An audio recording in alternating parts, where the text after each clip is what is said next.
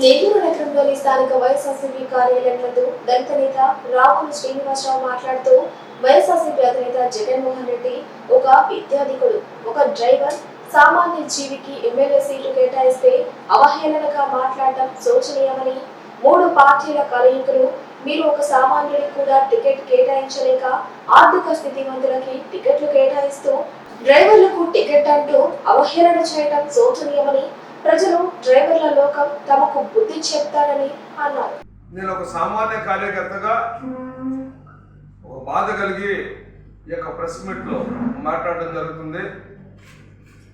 నేను ఒక దళితుల్ని, అలాగే ఒక సామాన్య కార్యకర్తని. గత 10 ఏళ్ల నుంచి నేను రాజకీయాల్లో కార్యకర్తగా పనిచేస్తున్నాను. ఈ యొక్క కోణంలో నేను ఇది వరకు పనిచేసినటువంటి ముఖ్యమంత్రులు ఎంతో మందిని చూశాను, ఎంతో మంది నాయకుల దగ్గర పనిచేశాను. ఆ తర్వాత రాజశేఖర రెడ్డి గారి ప్రభుత్వంలో ఒక మంచి కార్యకర్తగా పనిచేస్తూ రాజశేఖర రెడ్డి గారు, దివంగత నేత రాజశేఖర రెడ్డి గారు చనిపోయిన తర్వాత జగన్మోహన్ రెడ్డి గారు ఆయన పడ్డ కష్టాల్లో నుంచి బయటకు వచ్చి వైఎస్ఆర్సీపీ పార్టీ పెట్టి, ఆ వైఎస్ఆర్సీపీ పార్టీలో నేను గత 14 ఏళ్లుగా పనిచేస్తున్నాను. ఎటువంటి నిబద్ధతో పనిచేస్తున్నాం అంటే ప్రతి కార్యకర్త నిజంగా పార్టీ మీద, అధినాయకుడి మీద గౌరవం, ప్రేమ, అభిమానాలు ఉన్నటువంటి ఏ కార్యకర్త అయినా కానీ ఇతర పార్టీలకి మారరు. అదేవిధంగా ఆ కార్యకర్తను గుర్తించడంలో అధినాయకుడు కూడా చాలా గొప్ప మనసు కలిగి ఉండాలి. డబ్బు రాజకీయాలు, కులం రాజకీయాలు, మత రాజకీయాలు చేయకుండా ఏ కార్యకర్త అయితే సంవత్సరాల తరబడి మనం నమ్ముకొని ఉంటాడో ఆ కార్యకర్తకి మేలు చేద్దామనే కోణంలో ఒక అధినాయకుడు, ఒక ముఖ్యమంత్రి హోదాలో ఆలోచిస్తున్నాడు అంటే ఆ యొక్క అధినాయకుడిని ప్రతి కార్యకర్త దైవంగానే భావిస్తారు.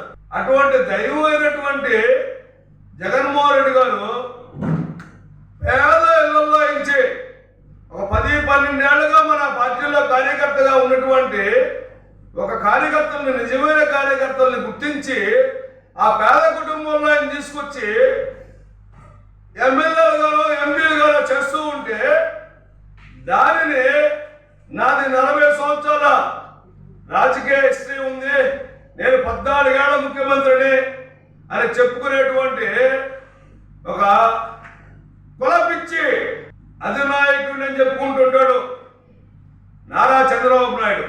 గలటువంటి నాయకుడు నిన్నటి రోజు ఎక్కడన్నా సమావేశంలో మాట్లాడితే, ఎక్కడన్నా నేను ఈ 5 సంవత్సరాల్లో నేను ఫలానా చేశాను, ఆ మంచి చేశాను, ఈ మంచి చేశానని చెప్పుకోవాలి. కానీ జగన్మోహన్ రెడ్డి గారు వాళ్ళ కార్యకర్తలను పిలిచి పేద కుటుంబంలో వాళ్ళని తీసుకొచ్చి ఎమ్మెల్యే సీట్ ఇస్తే ఆ ఎమ్మెల్యే సీట్ ఇచ్చినటువంటి వ్యక్తిని అవహేళన చేయడం అనేది నిజంగా వెంటనే చంద్రబాబు నాయుడు మీద మామూలుగా SC/ST కేసు నమోదు చేయాలి. రాష్ట్రం అంతా అన్ని కాన్స్టిట్యూన్సీలో నుంచి, అన్ని నియోజకవర్గాల్లో నుంచి SC/STలు కేసు పెట్టి అతని మీద కేసు నమోదు చేయాలి. ఎందుకనంటే ఒక మాదిగ కులంలో నుంచి, SC కులంలో నుంచి MA BEd చేసినటువంటి ఒక వ్యక్తి కష్టపడి వాళ్ళ కుటుంబాన్ని పోషించుకుంటూ ఉంటే గత 12 ఏళ్ల నుంచి ఎమ్మెల్యే టికెట్ ఇచ్చాడంటే అయితే నిజంగా జగన్మోహన్ రెడ్డి గారిది ఎంత పెద్ద మనసు అయి ఉండాలి, ఎంత గొప్ప మనసు అయి ఉండాలి అంటే సమన్వయం చేస్తూ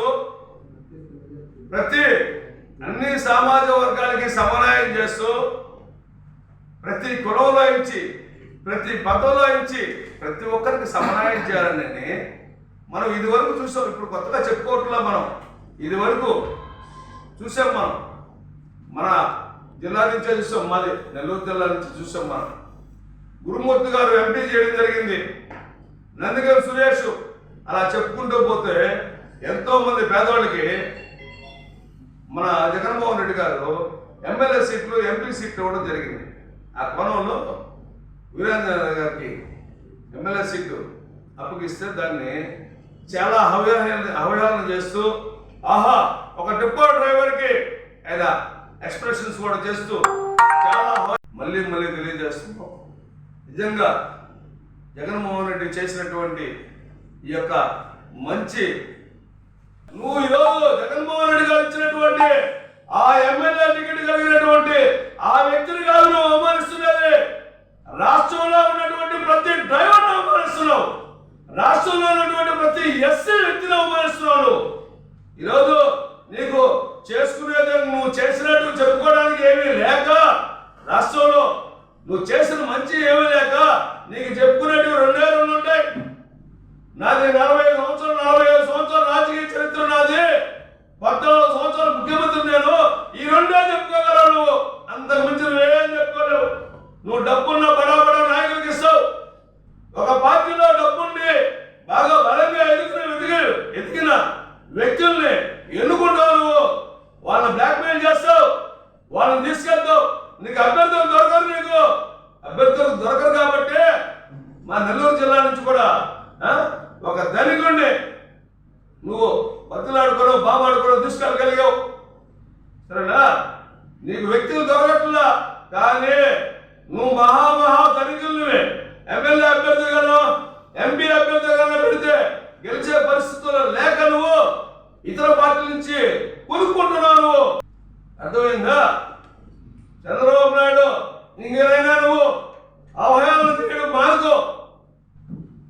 సామాన్య కుటుంబంలో పుట్టినటువంటి వాళ్ళని తక్కువ కులం అని చెప్పని అవహేళన చేయడం మానుకో.